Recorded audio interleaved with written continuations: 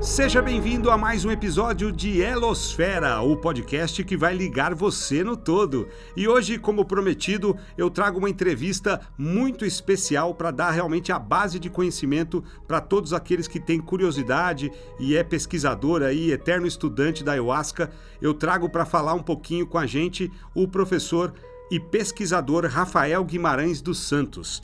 Ele que é reconhecido como especialista em estudo de saúde mental com alucinógenos, pela ExpertScape, que classifica pesquisadores e instituições baseado na experiência.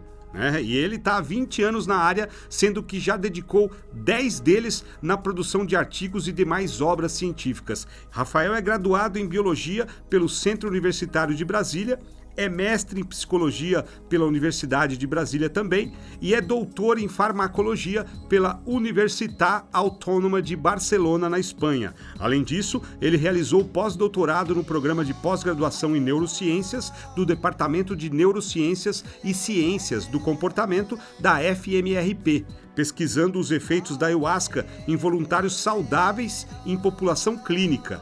Ele pesquisou ali sobre depressão, o impacto também com ansiedade social, e isso foi de 2014 até 2018. E atualmente o Rafael é orientador e professor no programa de pós-graduação em saúde mental da FMRP, que é a Faculdade de Medicina de Ribeirão Preto, além de estar realizando o seu pós-doutorado no programa de pós-graduação em saúde mental da mesma faculdade. Ele está realizando no momento, pesquisas voltadas para os efeitos da ayahuasca na depressão e no abuso de álcool por universitários. E como eu disse e reforço, o Rafael possui mais de 100 publicações sobre alucinógenos e canabinoides, sendo mais de 60 dessas publicações sobre a ayahuasca. Ele atuou como pesquisador em 5 estudos experimentais em voluntários saudáveis e em 3 ensaios clínicos sobre depressão e ansiedade social envolvendo a administração da ayahuasca. Ele participou de mais de 60 sessões experimentais envolvendo a ayahuasca. Então, a gente tem aqui definitivamente uma autoridade no assunto e que vai trazer mais informações, esclarecer um pouco dos aspectos científicos da ayahuasca para todos vocês ouvintes aqui do Elosfera e também interessados e curiosos sobre a ayahuasca e os efeitos que ela tem no nosso organismo e no nosso cérebro. Estamos aqui com o professor da Faculdade de Medicina de Ribeirão Preto da USP, Rafael Guimarães dos Santos, que vai falar um pouquinho para a gente sobre os aspectos científicos da ayahuasca e como estão sendo feitas pesquisas sobre este tão falado composto que a gente vai citar aqui em muitos episódios. Olá, professor, como está? Tudo bem? Como é que está essa vida de cientista em relação à ayahuasca? Muito ativa? Olá, Ed, obrigado pelo convite, um prazer estar aqui. Felizmente, assim, está uma vida bastante ativa. Já estava antes da pandemia e felizmente a gente conseguiu manter, não os estudos, mas a análise de vários resultados que a gente tinha. E publicamos vários artigos importantes, inclusive aí nos últimos 2 anos. E agora com a melhora da situação da pandemia, os estudos voltaram, mais ou menos em agosto. E felizmente, mesmo com algumas dificuldades, inclusive de financiamento, etc., a gente tem conseguido manter essa linha de pesquisa ativa. E há quanto tempo você está pesquisando o composto e a ayahuasca, Rafael? Eita, Ed, aí você pergunta difícil, mas olha, deve ter uns 20 anos que eu pesquiso a ayahuasca. Eu comecei mais ou menos em 99, 2000, aí quando ainda estava na graduação em Biologia. E depois, a partir daí, já peguei a iniciação científica, mestrado, doutorado e pós-doutorado no tema. Fui pulando de área, eu saí da biologia, fiz o mestrado em psicologia na UNB, a graduação tinha feito em Brasília também, e depois fiz o doutorado em farmacologia, aí já em Barcelona, na Espanha, que eu tive o prazer de ser orientado pelo Dr. Jorge Riba, que infelizmente faleceu ano passado, mas ele era um dos maiores pesquisadores da ayahuasca e de outros alucinógenos ou psicodélicos. Então, e depois fiz meu pós-doutorado aqui onde eu já estou, na USP de Ribeirão Preto, onde eu continuo, fiz um pós-doutorado e iniciei outro recentemente. Então nós estamos falando aí de 2 décadas de estudos. Correto. E como que surgiu esse interesse pela ayahuasca? Olha, eu tomei ela, Então, isso foi na época da faculdade mesmo, aí nessa época, 2000, a primeira vez que eu tomei, eu fiquei bastante impressionado com o efeito, né, assim, do ponto de vista científico mesmo, né, fiquei, nossa, como que uma planta produz tais compostos que podem produzir tamanha alteração, né, na minha forma de enxergar a realidade. E fiquei até um pouco assustado na primeira vez que eu fui no Ritual do Santo Daime, lá em Ouro Preto, onde eu estava fazendo a faculdade, que eu comecei em Ouro Preto, mas terminei em Brasília, lá em Minas. E a primeira vez que eu fui no Santo Daime, eu achei super estranho, porque, né, o pessoal mais velho que eu, de terno branco, de gravata e criança passando por ali, eu pensando, né, todo mundo está sentindo o que eu estou sentindo e uma tranquilidade familiar estranha para mim, né? Pareceu super... Como assim, né? Mas marcou muito também a experiência visual para mim, né? Eu lembro, mais ou menos, né, que a nossa memória sempre vai sendo moldada com o tempo, mas eu lembro de ver uma espécie de vaso com formas indígenas assim no ar, né, no ar da minha mente, né, no espaço mental, assim, e era bem tridimensional, e eu fiquei bem impressionado, né? Poxa, como que, né, esses alcaloides, né, podem produzir isso, por quê, né? E ali começou uma curiosidade que não diminuiu, né? Pelo contrário, foi aumentando. Então, inclusive independente das minhas experiências pessoais, independente se a ayahuasca algum dia vai ser uma medicação ou não, ela continua tendo não só ela, né? Para mim hoje em dia, as outras substâncias, alucinógenos ou psicodélicos, né? Psilocibina, o LSD, bogaína, eu acho que é um campo de pesquisa bastante interessante, independente de onde chegue, porque são compostos, né, que têm uma tradição a gente não consegue nem traçar no tempo onde começou o uso muitas vezes, e tem vários laboratórios, grupos de pesquisa no mundo hoje com interesse, né? Então é algo que já ultrapassou a minha curiosidade pessoal, né? Já Já é tem algo que muito virou um mais gente interesse. estudando isso e tentando Sim, realmente chegar a algumas conclusões até poder realmente consolidar como algo científico, né, e receitável, né? sim. A mais próxima que está nesse caminho já é a psilocibina, né? Que estão testando para depressão, mundo afora, inclusive saiu um resultado bastante promissor recentemente, um estudo com mais de 200 pessoas com depressão maior, transtorno depressivo maior, e a psilocibina com uma dose única reduziu, né, esses sintomas aí, acho que nas primeiras 4 ou 5 semanas. Assim. Então é bem provável que nos próximos 5 a 10 anos, aí se os resultados continuarem nesse sentido, a gente tenha a psilocibina como um antidepressivo. Né? O uso da psilocibina com o suporte psicológico. Né?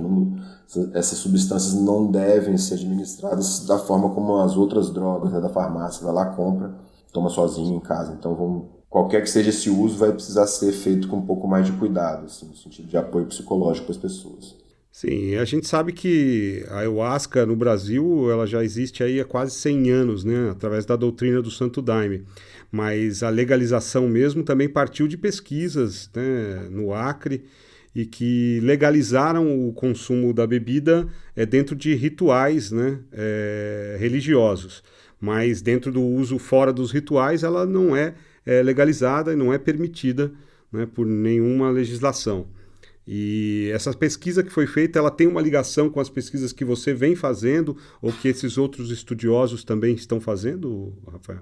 Sim, no Brasil a gente tem uma situação, como você bem explicou, de uma vantagem, né, em relação aos outros grupos de pesquisa do mundo, pelo menos para a ayahuasca. Porque a ayahuasca ela não só é permitida desde aí pelo menos do final da década de 80, né, para o uso ritual religioso em todo o território nacional, mas também a resolução de 2010 do Conselho Nacional sobre Drogas, ela estimula a pesquisa científica. Né? Então a gente tem essa vantagem em relação aos outros lugares do mundo, onde a gente pode pesquisar ayahuasca de forma científica, né, no Brasil sem qualquer restrição. Né? Claro, sempre dentro dos parâmetros da ética, né, em pesquisa. E sim, a maioria das pesquisas no mundo hoje que estão acontecendo com essas substâncias estão focalizando principalmente nessas áreas, né, transtornos do humor, aí no caso principalmente a depressão, transtorno de ansiedade, por exemplo, pessoas que têm o que alguns pesquisadores chamam de angústia existencial porque estão perto da morte, por exemplo, pessoas que têm alguma doença grave que ameaça a vida delas de alguma forma. Então esse quadro tem sintomas de ansiedade e depressão, também tem estudos com LSD nessa área, inclusive uma área de cuidados paliativos, né, que eu tenho muito interesse em pesquisar com a ayahuasca, ainda não tem. Tem com a psilocibina, Eu falei LSD, se eu falei LSD tá errado, é psilocibina. E o transtornos relacionados à substância, né, que agora o termo é esse, não é mais dependência química, é transtorno relacionado ao álcool, transtorno relacionado ao estimulantes, alguma coisa assim. Que é algo que a gente vê no contexto, por exemplo, das religiões ayahuasqueiras no Brasil desde os anos 90, né? Desde o início dos anos 90 a gente tem relatos nas comunidades, estudos que a gente chama de observacionais, né, que não são intervencionistas. Aqui no laboratório a gente dá ayahuasca para os voluntários. Esse tipo de estudo observacional, você vai, por exemplo, na comunidade do Santo Daime e aplica uma série de questionários de saúde mental para saber como estão essas pessoas. Uma né? anamnese. Por exemplo, né? Ou pode seguir essas pessoas ao longo do tempo e avaliando, mas desde os anos 90 já tem relatos de pessoas que vão nesses rituais e param de usar cocaína, álcool, melhoram de relações familiares, quadro de depressão, ansiedade, mas a gente como cientista, né, a gente vai na igreja católica, no terreiro de Umbanda, no mosteiro budista e também relata isso, né? Então, será que o chá, do ponto de vista químico, farmacológico, né, e a gente está vendo que ao longo do tempo que parece que sim. Agora você já tem estudos até em animais, né? Você pega cérebro de roedores, por exemplo, onde você mostra que você pega a dimetiltriptamina, por exemplo, que é vamos dizer assim, o principal composto psicoativo da ayahuasca, né? Você dá isso, coloca em cérebro de roedores e isso produz mais neurônios, por exemplo, né? Ou aumenta as sinapses. Então a gente está cada vez mais saindo de olha, parece que é, para um é, né? Inclusive com evidência, como eu te falei assim, mais biológica, né? Então, cada vez tem tendo mais evidência científica nesse sentido de que esses compostos têm esses possíveis efeitos terapêuticos. Agora, isso, sempre falando do ponto de vista científico, né? Isso não elimina que uma pessoa, por exemplo, que tem a depressão, busque um tipo de tratamento espiritual numa igreja do Santo Daime, do União Vegetal, como ela poderia ir na igreja católica. Isso não tem qualquer problema. Lembrando que isso não é um tratamento médico ou psiquiátrico no sentido estrito de se falar, né? Mas a gente não sabe também o que vai acontecer com a ayahuasca. Ela é cultura, a ayahuasca não é só planta, a ayahuasca é planta, ela é cultura, ela é religião e ela não pode ser patenteada. Então, nós não sabemos o que vai acontecer se esses efeitos positivos da ayahuasca continuarem a ser demonstrados, né? Como ela vai ser vista também como uma planta medicinal pela Anvisa, quem vai poder fazer esses tratamentos, se esses tratamentos forem reconhecidos como tal, psicoterapeutas, né? Isso é um mistério que a gente ainda não sabe como vai acontecer no futuro. Você comentou aí a respeito do DMT, né? Eu queria que você falasse um pouco mais sobre quais são as ações da ayahuasca, né, na liberação do DMT e o que é o DMT, para quem não sabe, para quem não conhece cientificamente, explicar um pouco mais esse composto. Bom, para as pessoas entendam, né? Imagina, por exemplo, a planta do café. Então, a planta do café produz dezenas, talvez centenas de compostos químicos, um deles é a cafeína. Então você não pode dizer que cafeína é igual a café. A planta tem toda uma fábrica química muito mais complexa do que um composto isolado. Então, no caso da ayahuasca, né? A ayahuasca também produz dezenas de substâncias químicas em quantidades pequenas, mas as principais são as beta-carboninas.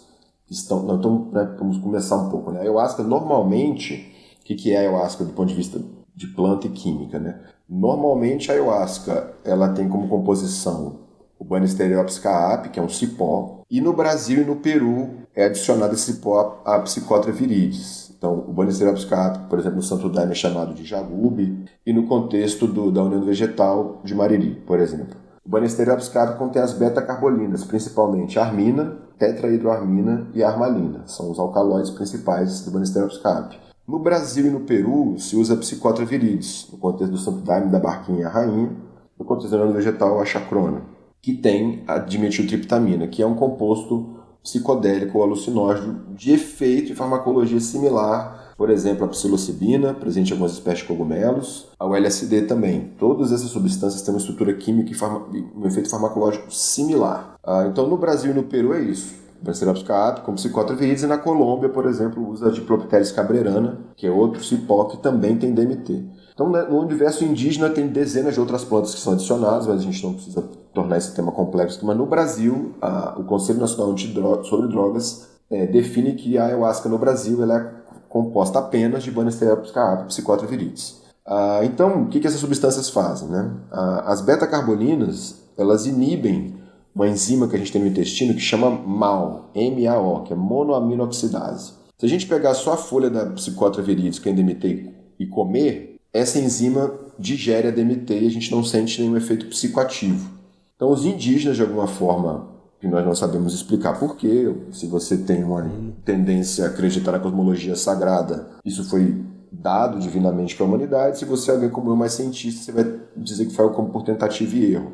De qualquer forma, eles descobriram que quando você coloca o cipó junto com a psicotra viridis, as beta-carbolinas do cipó inibem essa enzima no fígado e no intestino, ou seja, a DMT então não é degradada e ela sobe até o cérebro onde ela produz seus efeitos. As beta-carbolinas em si mesmas também têm efeitos farmacológicos, por exemplo. Modelos animais em roedores já mostraram que elas têm efeito antidepressivo, ansiolítico e neuroprotetor, né? Eles mostraram, por exemplo, que ela pode gerar também neurogênese, novos neurônios. Tudo isso a nível pré-clínico, não em seres humanos. A DMT, ela age no nosso cérebro. Nós temos uma série de receptores, por exemplo, que reagem à serotonina, o neurotransmissor. Tem uns 14 subtipos de receptor de serotonina. Tem um deles que chama 5-HT2A. Esse 5-HT é de 5-hidroxitriptamina, que é o nome químico da serotonina. 2A. Então, esses receptores 2A da serotonina, eles estão presentes, por exemplo, em algumas áreas do cérebro relacionadas às emoções, à introspecção, à autoconsciência, ao que a gente chama em inglês de mind wandering, que seria o vagar da mente, né, quando a mente está vagando, ou, por exemplo, imaginando. Então, descobriu-se que a psilocibina, o LSD e a DMT estimulam esses receptores. O que isso significa?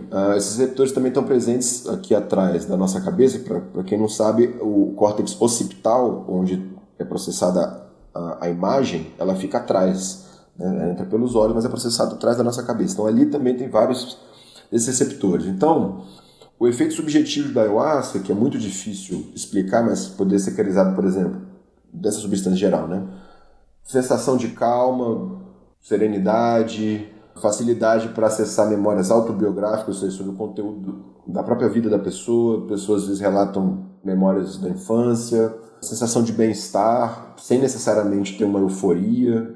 Isso é o que a gente vê na maioria das pessoas, né? Ficam mais sensíveis à parte perceptiva, cores, sons, cheiro.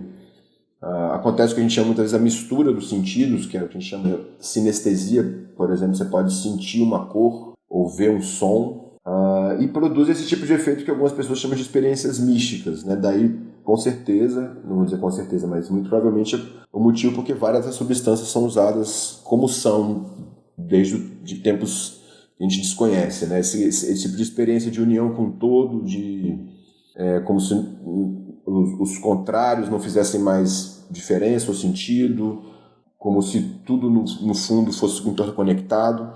Inclusive, isso tem sido demonstrado cientificamente. Tem escalas que a gente chama escalas psicométricas, que é um tipo de escala que você passa para a pessoa quando ela está sob efeito das substâncias, em que realmente as pessoas relatam esse tipo de experiência. Então, hoje em dia, inclusive, já se demonstrou que parece que quanto mais intensa essa experiência mística ou religiosa, mais terapêutica a experiência pode ser. Então, isso já não está mais, digamos, o pessoal do Santo Daime falou que é bom tomar ayahuasca.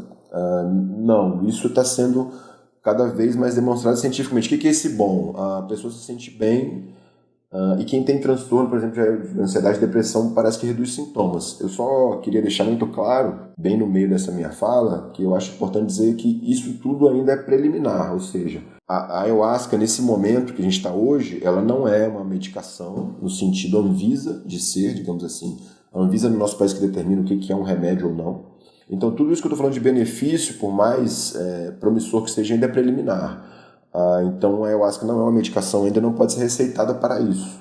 E, então, toda essa empolgação que a gente tem na área, que na verdade ela é compartilhada não só por mim, mas pela comunidade científica envolvida nesse momento, né? A gente só tem que ter esse cuidado, de que por mais que sejam promissores, ainda são preliminares. E a gente ainda tem muito o que saber, por exemplo, dos efeitos adversos que a ayahuasca pode ter, né? Que eu conversei com o Ed, né? Que eu acho uma parte muito importante da gente comentar, né? Nesses estudos, por exemplo, que a gente faz na USP de Ribeirão Preto, a gente faz uma triagem com os voluntários. Eles não podem ter, por exemplo, o histórico de transtornos psicóticos, ou a pessoa tem um histórico de transtorno pessoal, ou, por exemplo, tem uma mãe o pai ou o irmão, seja parente de primeiro, segundo grau, que tenham, por exemplo, esquizofrenia. Por que a gente faz isso? Porque tem evidências de que essas pessoas têm tendência a ter um quadro agudo ou reagudização de um quadro psicótico com essas drogas, ou seja, e aqui eu falo droga no sentido científico e não fique de maneira pejorativa, porque eu sei que a ayahuasca é um sacramento para muitas pessoas. Então só que fique claro que eu não considero droga no sentido negativo, aqui só um nome farmacológico. Então, isso a gente tem visto que é raro. Por exemplo, tem estudos desde os anos 90 nos contextos das religiões ayahuasqueiras que observam que sim, podem acontecer esses quadros, mas que são raros em relação à quantidade de pessoas que tomam ayahuasca no mundo, né? Então, os rituais do Santo Daime da União do Vegetal da Barquinha acontece, por exemplo, pelo menos a cada 15 dias no país inteiro, e a gente tem evidência de pelo menos umas 20 mil pessoas tomando ayahuasca cada quinzena, né, no país, sim. E sem ter evidência de que, por exemplo, tem quadros psicóticos acontecendo de uma incidência aumentada por causa disso. Então a gente não tem evidência disso, mas a gente sabe que é raro, mas pode acontecer. Então, outra coisa boa, né? Em nenhum estudo no mundo, dos estudos modernos, ou seja, de 2000 para cá, com LSD ou com psilocibina ou com ayahuasca, em nenhum estudo aconteceu um episódio psicótico. Nenhum. Zero. Por que isso acontece? Porque as pessoas são triadas e a equipe também é treinada para fazer aquilo. Por que isso talvez aconteça quando a pessoa vai ou num ritual da ayahuasca ou usa essas drogas no ambiente recreativo? Justamente porque não tem muitas vezes, nós sabemos que muitas instituições fazem uma anamnese antes, uma entrevista, não são todas, né? Então é algo que a gente ajuda, né? Você triar certos indivíduos de tomar ayahuasca, por exemplo, indivíduos que estão claramente com alteração de consciência, ou que tem um transtorno psicótico, ou que tem essa história, porque não é garantido, mas a evidência sugere que essas pessoas têm maior risco, né? Eu já ouvi, inclusive, pessoas do Santo Daime do Vegetal falar, olha, nós temos esquizofrênicos na comunidade, nós damos doses reduzidas e a pessoa tolera, então, assim, eu escuto isso com todo respeito, mas da minha posição de cientista, eu não concordo, né? Então, assim, por mais que eu não aconselho, porque eu acho que isso pode reagudizar alguns sintomas, mas eu também não vou dizer isso para alguém que está bem adaptado, né? Você chegou a comentar que realmente o DMT ele faz um aumento das sinapses no cérebro, né? Então, o que se fala muito dentro da doutrina é que o Daime, a ayahuasca, ela tem uma expansão de consciência. Essa expansão, muitas vezes, eles numeram isso, 90 vezes, 100 vezes. O que é essa expansão de consciência em relação à consciência normal? Até quanto a ayahuasca ela pode expandir essa consciência e, às vezes, até esses problemas psicóticos que a pessoa tem, né? Porque se ela expande a consciência, ela também deve expandir esses problemas psicológicos, né? Ou não é assim? Como que funciona isso no teu estudo? Porque, assim, no contexto científico, nós não tratamos essas substâncias como expansoras da consciência. Esse é um termo que é usado mais no contexto religioso ou ritual. Às vezes, talvez alguns pesquisadores podem dizer isso em algum contexto específico. Por que eu estou te dizendo isso? É difícil você dizer que expande a consciência quando, do ponto de vista científico, você não tem um conhecimento claro do que é a totalidade da consciência ainda. Sim. Então, a gente não usa a palavra expandir. Então, eu vou te dizer o que aparece no contexto científico, por exemplo. Isso sim poderia ser talvez um análogo à expansão dessa consciência, né? Então, já se demonstrou com estudos com neuroimagem, por exemplo, que o repertório de funcionamento do cérebro sob efeito dessas substâncias, ele aumenta. Então, digamos que você tem normalmente caminhos que estão sendo feitos pelo seu cérebro para você ir no seu dia a dia, só que quando você toma essas substâncias, áreas que normalmente não estão conversando entre si começam a conversar. Então seria isso, o que isso quer dizer, né? Então a comunicação entre estas áreas cerebrais ela fica diferente. Isso não quer dizer necessariamente, cientificamente falando, que é positivo, nem negativo, né? Então tem uma alteração no funcionamento do cérebro, que cientificamente a gente ainda não sabe se isso reflete, por exemplo, necessariamente reflete no efeito terapêutico. O que eu estou querendo dizer com isso? Eu te falei, né? A gente tem estudo da DMT mostrando que aumenta neurônio em cérebro de rato. Aí a pergunta vem, mas se isso é um efeito biológico, será que tem que ter esse efeito psicológico para melhorar? Ou seja, será que a experiência psicodélica ela é necessária para o efeito terapêutico? olha como é que o cientista pensa, né? Então, já tem gente desenvolvendo moléculas que podem produzir esse efeito que a gente chama assim, neuroplástico, de aumentar a plasticidade cerebral, só que sem ter o componente psicodélico. Então a gente não sabe ainda, do ponto de vista científico, se essa experiência religiosa que as pessoas que vão, por exemplo, no ritual de ayahuasca buscam, se ela é necessariamente terapêutica. Então eu não estou nem questionando aqui a validade ou não do uso religioso. Entendi. Né? Isso não é questionado, tem que ser respeitado, etc. Mas quando a gente começa a falar de pensar em remédio, né, o cientista pensa, mas essa alteração da consciência ela é um efeito colateral, talvez. Ele não pensa como a pessoa do ritual que fala, olha, esse efeito subjetivo ele é a essência da minha vivência religiosa. O cientista muitas vezes pensa, será que é necessário? Será que essa sessão de 4, 5, 6 horas que a gente tem que fazer com entrevista, acompanhamento psicológico, é viável para transformar em uma forma de terapia no futuro? Será que tem forma de ser feito mais rápido, mais barato, menos aparatoso? O cientista pensa assim. Então, por isso que voltando à sua pergunta, a gente não sabe se está expandindo a consciência. Ela está alterando o funcionamento cerebral, que de alguma forma. Altera, é fato. Com certeza altera e associando com o que você falou, né, com a psicopatologia, vamos dizer assim. Parece que sim. Então, veja só como é que a gente vê, né? Esses receptores 5-HT2A, por exemplo, já sabe que eles estão relacionados com a esquizofrenia de alguma forma, por exemplo. Então, a gente tem medicações que são chamados antipsicóticos que bloqueiam esses receptores. Então, olha só como é que tem uma relação biológica, né? Então, você tem uma substância que estimula esses receptores e produz uma experiência, como vou dizer como você, de expansão da consciência. E aí você tem drogas, remédios, que você bloqueia esse receptor num paciente que tem transtorno de alteração do pensamento, isso ajuda esse paciente. Então, por isso que eu falo, uma coisa vai no sentido contrário, né? Por isso que eu acho que se uma pessoa já é esquizofrênica e está frequentando, por exemplo, o neurônio vegetal, ela não vai ficar mais esquizofrênica. Ela não vai desenvolver uma nova esquizofrenia. Ela pode talvez ter um efeito agudo de intensificar os sintomas durante a experiência.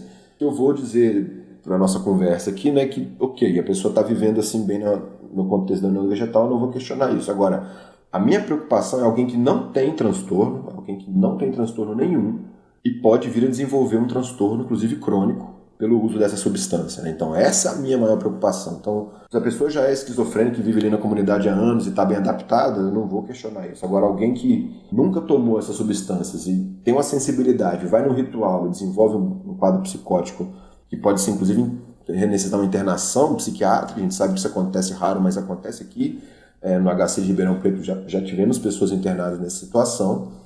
Então essa é a nossa preocupação. Então a gente quer deixar claro que essas substâncias têm efeitos benéficos, promissores, mas que elas têm que ser tratadas com muito respeito, seja no ambiente científico ou no ambiente ritual, né? Então é o maior risco delas, né? Seja psilocibina, LSD, ou não é o assunto da conversa hoje, mas a própria maconha, né? O maior risco dessas substâncias é na esfera psiquiátrica e psicológica, e é na esfera dos transtornos psicóticos, né? Então isso já é observado desde os anos 60, quando, por exemplo, a psilocibina e o LSD eram já usadas na clínica. Até 1970, antes da proibição das pesquisas com essas substâncias, elas foram administradas a literalmente milhares de pacientes, com resultados promissores nas mesmas áreas que a gente está vendo agora, depressão, ansiedade, uso de drogas. Só que já tinham observado esse risco com psicose lá. Então isso é o que a gente tem que respeitar, não é uma coisa... Como eu falei, a gente nunca observou isso em um estudo clínico nos últimos 20 anos. Não é possível fazer esses estudos sem que isso ocorra, mas é justamente aí no uso mais ou ritual, quando não é feito com devido cuidado, ou recreacional, onde isso pode ocorrer. Então, esse eu diria que é o maior risco. E a ayahuasca tem, digamos, um risco a mais do que a psilocibina e o LSD, porque ela tem justamente as beta-carbolinas. Então, as beta-carbolinas, ela tem o mesmo funcionamento de alguns antidepressivos. Então, o que elas fazem? Elas inibem a recaptação de monoaminas. Então, o que é isso? Você tem os dois neurônios, um neurônio libera, por exemplo, a serotonina, e o outro recebe a serotonina. Então, as beta-carbolinas, elas permitem que essa substância... E, além disso, né, depois que a serotonina fazer o seu efeito, ela é degradada, né? Então, ela é estimulada, faz o efeito, depois ela é degradada. Essas substâncias presentes na ayahuasca, elas inibem justamente essa parte da degradação. Então, essas substâncias não são degradadas. Então, elas ficam mais tempo ali na sinapse. Exatamente. Então, isso é parecido com o que alguns antidepressivos fazem. Então, a ayahuasca tem um risco também de interação medicamentosa, justamente com antidepressivos. Então, a gente sabe também, né, várias pessoas no contexto ritual já chegaram para a gente falar, olha, conhecemos vários indivíduos que usam antidepressivos há anos no contexto do Daime, da União do Vegetal, e não tem problemas. Então, o que eu vou falar com isso? Olha, eu escuto sua observação, mas se eu vou fazer um estudo no laboratório, nós não podemos, nesse momento, incluir pessoas tomando medicação, porque pode acontecer uma reação adversa. Então, assim, a gente tem que ter muito cuidado com isso. Então, o fato de que está sendo observado na parte dos rituais, no dia a dia, que parece que não ocorre, é sinal positivo, mas não é garantia de que não ocorra. Então, quando a gente vai fazer um estudo aqui, a gente tem que ter todo esse cuidado. E eu acho que no contexto ritual, esse cuidado também deveria ser aplicado, porque é isso, né? Acontece alguma coisa com alguma pessoa, do ponto de vista negativo, vira manchete, aparece na mídia de forma muitas vezes escandalosa e prejudica e mancha, de certa forma, a imagem de um uso que está sendo feito há décadas de maneira aparentemente segura, né? Então, a triagem de pessoas tomando medicações e com transtornos psicóticos, eu acho que é parte essencial para melhorar a segurança do uso da ayahuasca, no contexto seja ritual ou científico. Sem dúvida. Como você coloca a ayahuasca, as propriedades que ela tem muito similares aí a psicotrópicos, né? Você acredita que o uso da ayahuasca dentro desse universo de pesquisa que você já vem observando, ela pode causar uma dependência também nessas pessoas que estão sendo tratadas e de alguma forma estão melhorando nesses sintomas com o uso da ayahuasca? Não tem qualquer evidência de que a ayahuasca possa produzir dependência. Pelo contrário. Repito, não só a ayahuasca, como a psilocibina e o próprio LSD. Embora parte da sociedade veja essas substâncias de forma apenas negativa e associada ao uso recreativo, talvez pelo contexto que nós somos educados a percebê-las assim, né, como drogas proibidas e de uso que fazem necessariamente mal, nenhuma delas tem um padrão de uso repetitivo, como a gente pode imaginar o crack, o tabaco ou o próprio álcool. Né? Então, o que acontece? Você toma ayahuasca ou a psilocibina, você tem uma experiência de 4, 5, às vezes 6 horas. Então, dificilmente você vai vivenciar isso, vai querer vivenciar isso todo dia. É muito intenso, muitas vezes exaustivo, do ponto de vista até físico, né? Você fica cansado de participar dos rituais. A não ser que seja um período de festa específico, religioso, a maioria das pessoas não fica tomando ayahuasca, nem psilocibina, nem LSD todo dia. Até porque essas substâncias, especialmente a psilocibina e a LSD, elas produzem intolerância muito rápido. Então, o que é isso? Você tomar LSD hoje e tomar a mesma dose amanhã, ela já não vai ter o mesmo efeito. Se você tomar 3, 4 dias, você nem vai sentir mais o efeito. Então, ela desenvolve tolerância muito rápido. Então, você tem que dar um intervalo para poder tomar de novo. Então, tudo isso, farmacologicamente, faz com que a substância já tenha menos potencial de abuso. Diferente de uma droga que você toma, ela tem um efeito euforizante rápido. Por exemplo, você fumar crack ou injetar heroína, né, e que passa muito rápido, te dando a vontade de usar de novo. Né? Então, uma experiência de 4, 5, 6, no caso da LSD, por exemplo, 8, 10 horas, é diferente. Então, já tem estudos feitos, né, inclusive por pesquisadores espanhóis, internacionais e brasileiros, mostrando que não tem evidência de um padrão repetitivo e abusivo de consumo de ayahuasca, e pelo contrário, a gente tem relatos, como eu falei, desde os anos 90, do contrário, né, que após o ingresso nessas cerimônias, várias pessoas relatam o abandono do padrão de consumo de outras substâncias, principalmente aí, cocaína, álcool e tabaco. Então, essas propriedades também que, de certa forma, alteram a consciência, como a cocaína, ou mesmo a maconha, o álcool, qual é a diferença básica entre essas substâncias e a ayahuasca? Onde elas agem no cérebro? Em locais diferentes? Sim, é uma boa pergunta. Para tentar ser breve, né, e claro, assim, né?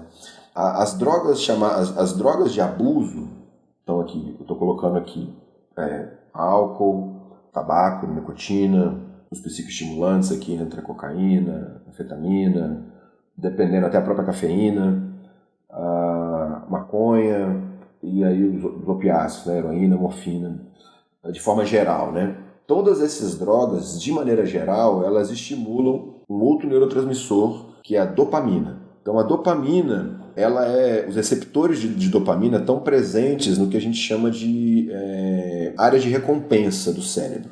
Então são áreas, por exemplo, como o núcleo accumbens ou a área tegmental ventral, que tem esses neurônios que estão relacionadas à motivação de forma geral. Então, pessoa, por exemplo, que faz um uso repetitivo de cocaína ou álcool, ela está constantemente estimulando esses neurônios nessa região cerebral. Então, de maneira breve, né? Depois de um tempo, essa área vai precisar desse estímulo. Então, essa é uma possível explicação pela necessidade da pessoa voltar ao uso, né? Então, isso clinicamente acompanhado, muitas vezes, de sintomas de abstinência, de depressão, ansiedade, mas assim, o estímulo constante dessa área, né, dessas áreas sem dopamina seria aí, digamos, um núcleo cerebral relacionado ao abuso de substâncias, né? A ayahuasca, a DMT, a psilocibina e o LSD não estimulam essas áreas. Elas atuam em outros receptores, como eu falei, o 5-HT2A, que estão presentes em outras áreas cerebrais, por exemplo, na parte mais externa do córtex, assim, externo pensando do centro da cabeça irradiando para fora, em direção aos cabelos. Essas áreas que eu comentei de dopamina são áreas presentes em áreas mais internas, áreas subcorticais, enquanto as de serotonina são presentes em áreas mais externas ou corticais.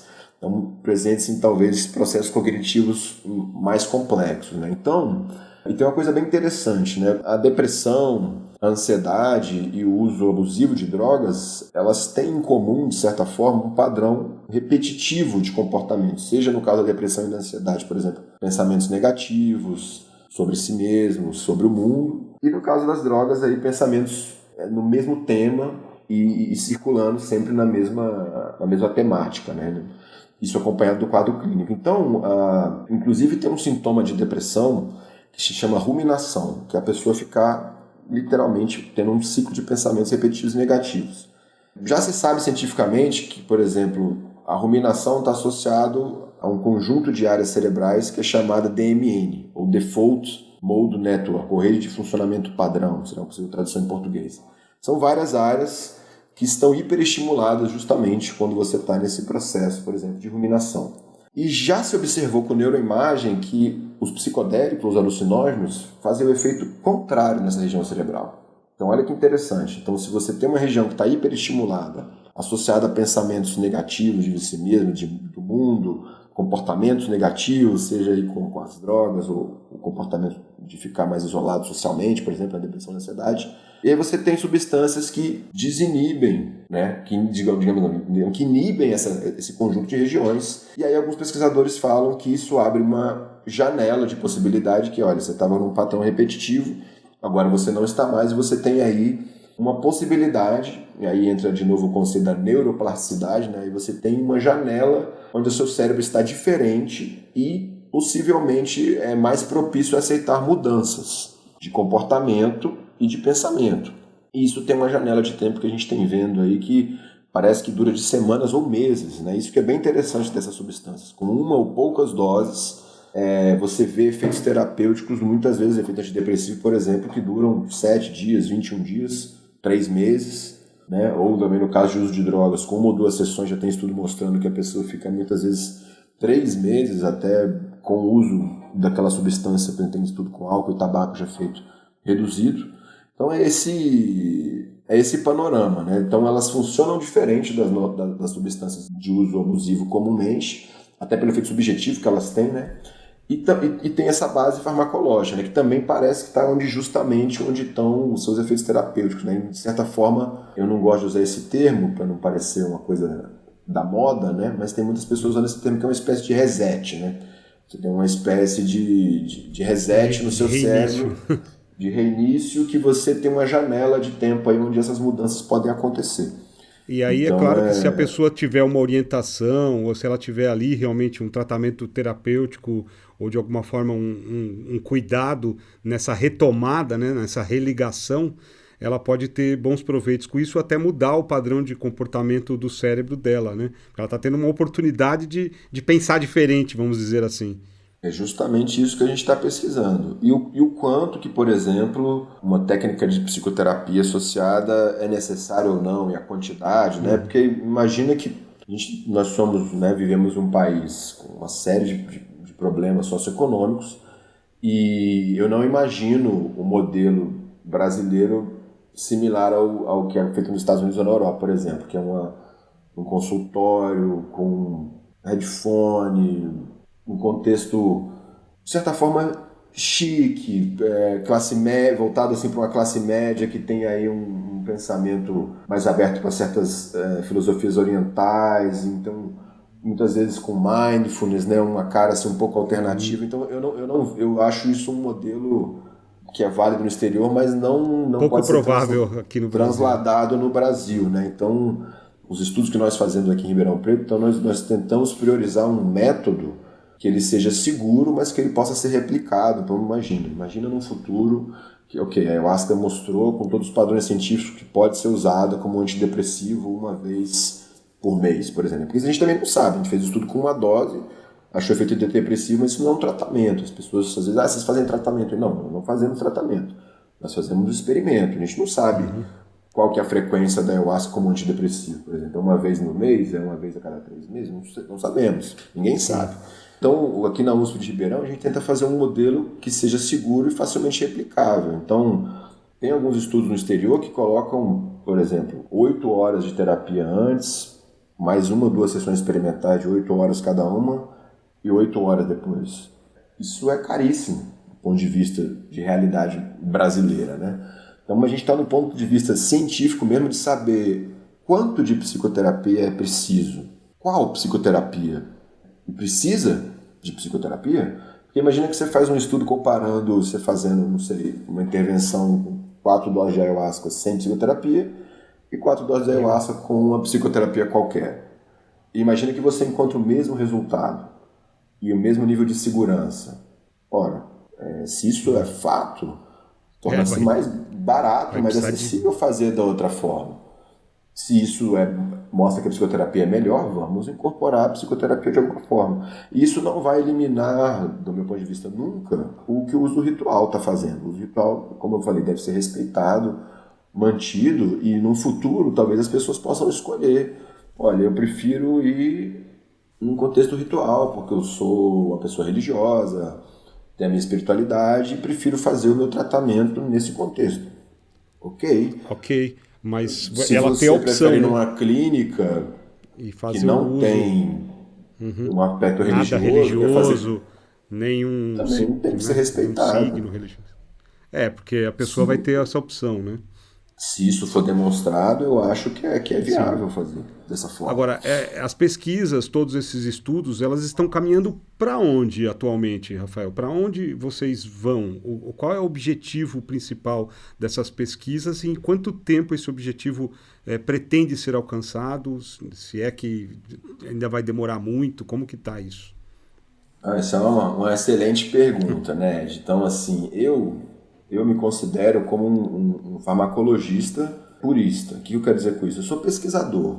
Eu estou há 20 anos nessa área. Eu não comecei e não tenho hoje, assim, nossa, o meu objetivo é transformar a ayahuasca numa medicação. Não é. Nem é o objetivo do nosso departamento. Então, nós fazemos pesquisa. É uma área interessante, é uma área que tem relevância mundial hoje em dia, né? Nós colocamos o Brasil no mapa, né, como o maior centro de pesquisa de ayahuasca do mundo, e eu tenho, né, sem falsa modéstia, eu tenho aí uma pesquisa recentemente mostrando aí que eu sou, em termos de numericamente, a pessoa que mais tem publicação no mundo e no Brasil, né, sobre a ayahuasca. Então a gente faz isso porque permite a gente entender algo que ocorre no nosso país, é importante para entender a segurança, né? Várias vezes a gente é chamado para depor ou para fazer relatório mundo afora. Olha, chegou um indígena aqui na Holanda com esse líquido marrom. O que é isso? O que tem aqui? Faz mal? Não faz? Então tem essa parte que isso independe se a ayahuasca um dia vai ser uma medicação. Então como eu falei no início da conversa, né? Eu sempre achei a ayahuasca, essas outras substâncias curiosas do ponto de vista científico. E elas vão continuar sendo, seja para estudar processos da consciência, da mente humana, por que a gente tem essas alterações, como que funciona, isso está relacionado com alguma psicopatologia, será que a alucinação visual do esquizofrênico vai pelo mesmo caminho da vivência visual da DMT? né? O que a DMT faz no nosso corpo, né? A gente tem DMT endógeno, a gente nem falou disso. O que a DMT faz no nosso corpo? Ninguém sabe ainda.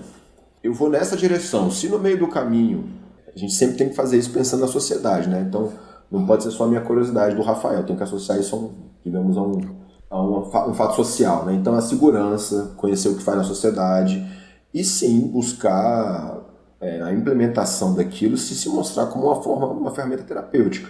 Mas não é o objetivo aqui do departamento e nesse sentido necessariamente. Né? Então aqui a gente trabalha com canabidiol, que é um produto derivado da maconha, tem parceria com empresas, tem todo esse lado da indústria farmacêutica que a gente também trabalha. Então a ayahuasca, como eu falei, não pode ser patenteada, mas né, a gente não sabe o que vai acontecer se ela se demonstrar, se comportar, digamos, como um remédio. Você diz assim, hoje o teu trabalho, a tua pesquisa, ela vai se aperfeiçoando, vai observando cada vez mais, vai combinando esses resultados, né? Vai avaliando tudo que você está aí estudando, e existem outras pessoas que estão fazendo outros estudos e que estão bebendo nessas fontes desses estudos que você está realizando e caminhando para uma espécie de legalização ou para transformá-la num remédio, alguma coisa assim, ou são poucos estudos hoje no Brasil a respeito disso?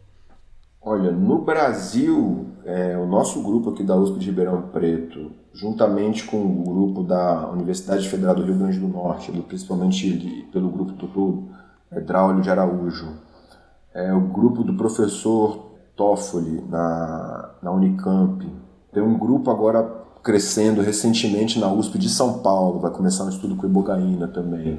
Temos o grupo da Unifesp.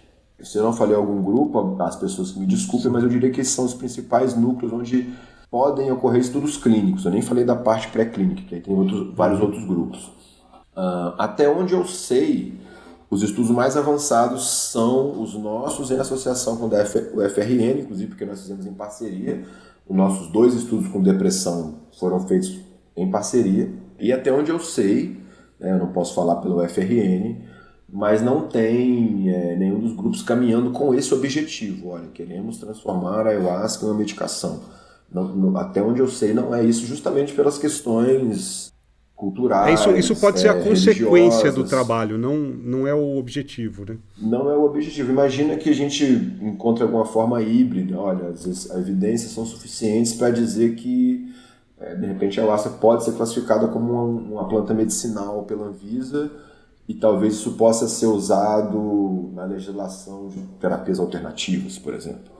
Eu não sei. Eu realmente não sei como isso poderia ser legislado, mas a nossa ideia, se isso for legislado, seja da forma mais justa e respeitosa, né, que respeite a história da ayahuasca, né? Então, seja o que for feito, que seja feito dentro de toda a legislação que respeite a biodiversidade, a tradição do uso, no mínimo centenário aí desses grupos. Não pode ter certeza que qualquer movimento nesse sentido que a USP faça como instituição vai ser respeitando toda essa legislação, né? Se a gente caminhar para isso. Então acho que você deu um panorama geral, né, de como é o funcionamento no cérebro. A DMT foi muito enriquecedor. Acho que se a gente for conversar mais e se aprofundar até nos seus estudos para conversar sobre esses pacientes, é assim que se chama? Como que as pessoas que se submetem são pacientes, né? Se é a população clínica, paciente. Se é uma pessoa saudável, pode ser um voluntário, por exemplo. Você já está há 20 anos praticamente pesquisando, né? Então é um período longo. Você tem quantos anos? Desculpa perguntar. Fiz 41, já 30 agora. Metade da sua vida pesquisando ayahuasca, né? Vendo psicotrópicos e avaliando esses pacientes e as reações dele, e até tendo contato com depressão de muitas pessoas, né? E o que você acredita, por exemplo, nesse momento atual, depois de pandemia e de tudo mais, como que está a depressão nas pessoas, ou o que a gente pode fazer para melhorar, ou o que você aconselha as pessoas que você já observou, e mesmo essas outras que hoje estão aí acometidas pela depressão, elas podem fazer para buscar algum caminho, alguma coisa que pudesse melhorar os sintomas ou esse tipo de tratamento? É a busca por um terapeuta? É a busca por uma interiorização? O que o cérebro coloca para você dentro das suas pesquisas que realmente é eficaz ou que de alguma forma faz algum trabalho positivo em relação à depressão?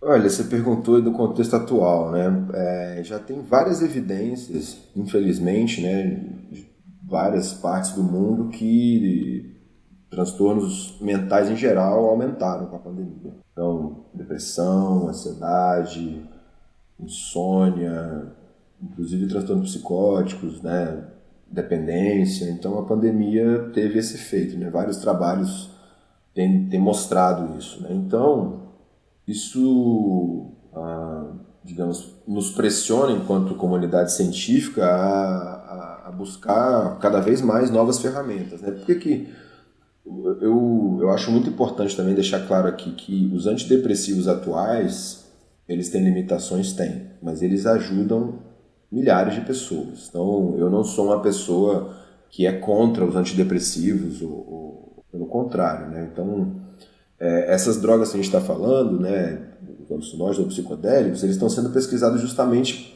porque eles parecem oferecer algumas coisas diferentes e talvez melhores. Então, por exemplo, um antidepressivo tradicional você tem que tomar todo dia, ou pelo menos aí umas 3, 4 semanas para ele começar a fazer efeito, e muitas vezes tem que tomar por muitos meses ou até anos, né?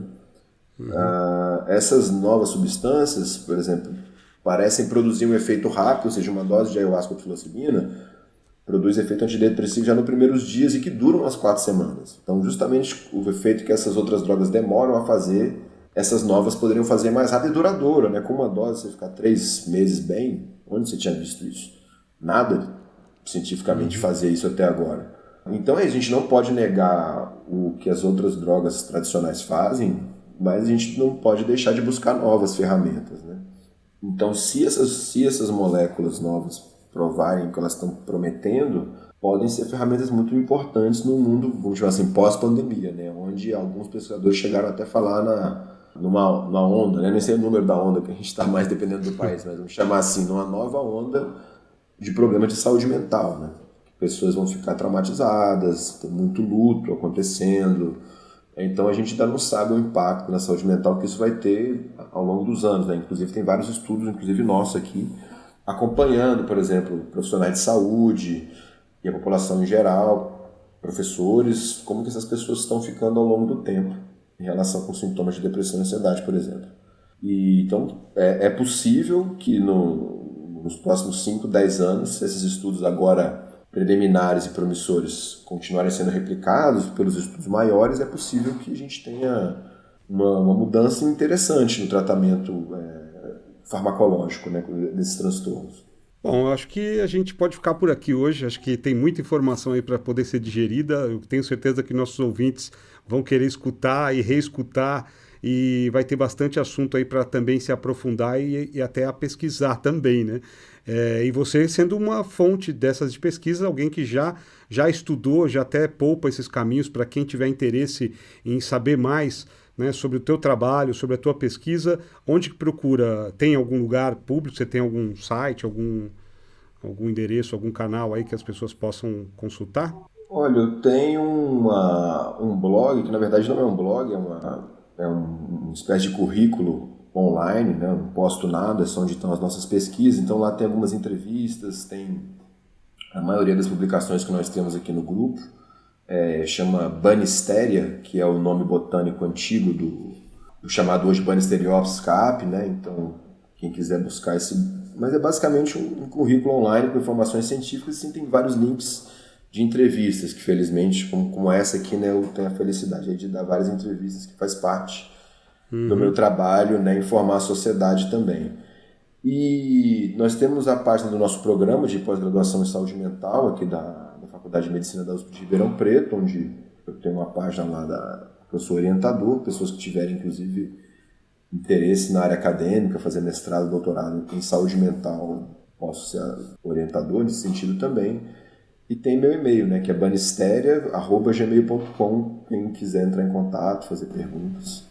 Muito legal. Rafael, eu agradeço imensamente a sua participação. Deixo aqui o convite também, se você quiser produzir conteúdo, né, a respeito disso, fazer realmente talvez um podcast também, porque não? A respeito disso a gente se coloca à disposição aqui para ajudar a divulgar ou colocar essas informações realmente para a sociedade de uma forma mais viável, mais fácil para todo mundo acompanhar, ver o que está acontecendo e inclusive também despertar o interesse em quem tem esse dom, esse talento, né, de lidar com pessoas e queira realmente fazer um estudo científico para estar se aperfeiçoando também, como você foi ao longo desses últimos 20 anos, né? Hoje, quem quiser trabalhar com saúde mental, começa fazendo o quê? Psicologia? Olha, por exemplo, aqui no nosso programa... Você começou com biologia, né? Pois é, eu dei essa risada por isso, né? Eu saí da biologia e fui parar na saúde mental, né? Mas isso é uma característica do nosso programa, né? Então nós não temos uma restrição de quem queira fazer pós-graduação com a gente, né? Eu sou biólogo, eu tenho 2 outros alunos que são da biologia, 3 na verdade, um é psiquiatra, outro é enfermeira, então eu não posso falar pelos outros programas, né? Mas no nosso caso aqui nós não temos um pré-requisito para que a pessoa possa vir fazer pós-graduação. Claro, se a pessoa fez engenharia mecatrônica publicidade. Não, inclusive nós temos uma publicitária fazendo pós com a gente, pra você ver isso. Então, não, mas sem a brincadeira, né? Normalmente é uma área que tem alguma relação. A biologia tem relação com os fármacos, com o funcionamento cerebral, tem muita gente da psicologia e tem gente da medicina também, né? Mas no nosso programa, em princípio, não tem uma restrição pela base que a pessoa tem como formação. Legal, tá dado o recado, e quem quiser realmente conhecer um pouco mais sobre essas pesquisas, né, de saúde mental, tá aí à disposição, né, o e-mail do professor e também o canal que ele colocou aí. A gente encerra essa entrevista por aqui, realmente com uma colocação de que a saúde mental ela deve ser cada vez mais estudada para que a gente possa oferecer para a população, né, para a sociedade, alternativas para lidar com essas dificuldades que o cérebro às vezes encontra, né, e coisas imprevisíveis como a própria pandemia ou situações do dia a dia da família, e a busca realmente por soluções que possam dar um pouco mais de condição para a sociedade caminhar com a saúde mental em dia. Muito obrigado, professor, agradeço imensamente aí pelo seu tempo, que eu tenho certeza que é bastante escasso, né? Mas eu tenho certeza que muita gente vai beber um pouco dessa fonte, né, de estudos que você está nos proporcionando aí através dessa entrevista. Obrigado, Ed. Um prazer participar e pode contar comigo para outras entrevistas, se tiver interesse, e falar dos nossos estudos de forma mais detalhada. Tenho certeza que o caminhar desse canal, que também é novo, né? Então é um canal novo. A Elosfera é um projeto meu particular que eu estou começando agora, então nós estamos aí nos primeiros episódios que eu tenho certeza que vão se aprofundar também nesse estudo, que vão colocar para a população um pouco da realidade, do que é conviver com depressão, do que é conviver com problemas mentais, e que é possível, né, e que tem condição realmente da pessoa ter uma reprogramação e de alguma forma se aliviar e ter uma vida normal e depois até ajudar outras pessoas a poder conquistar esse mesmo benefício. E eu tenho certeza que estudos como o seu, ele vai fazer com que realmente a população comece a se interessar um pouco mais, né, por outras saídas alternativas ou por outros tipos de terapia ou de medicamento, que enfim a gente vai trazer aqui também como conteúdo. Então dá soluções e dá opções para que a sociedade possa lidar aí com a saúde mental de uma forma mais fácil, mais prática e principalmente com pessoas que têm aí propriedade no que estão falando. Muito obrigado e até a próxima, doutor. E nós conversamos aqui com o professor e pesquisador Rafael Guimarães dos Santos, que trouxe muitas informações muito interessantes e que com certeza dá base de conhecimento para quem está estudando e para quem quer saber um pouco mais sobre a ayahuasca e os efeitos dela em nosso organismo e na nossa mente. E a gente traz no próximo episódio mais informações sobre a doutrina do Santo Daime. Agora a gente começa a mergulhar um pouquinho sobre o que é a doutrina, como funcionam os rituais. Então, até a próxima semana com mais um Elosfera, o podcast que vai ligar você com o todo. Até lá!